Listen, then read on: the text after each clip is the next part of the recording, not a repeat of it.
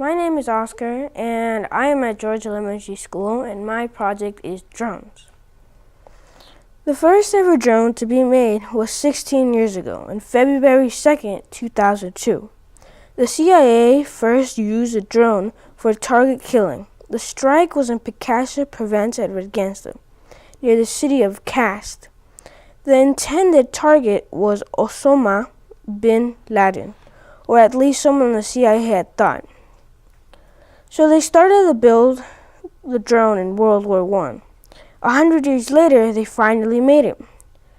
Reginald Denny, the creator of the drone.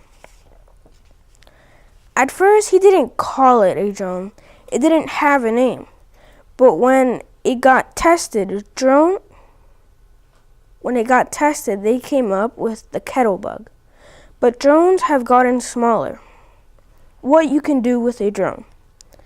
A drone now, if you go on Get a Drone, you can take pictures or videos with amazing cameras. And some drones have really long ranges. Here are some jobs you can do with a drone. Some drones are made to deliver packages.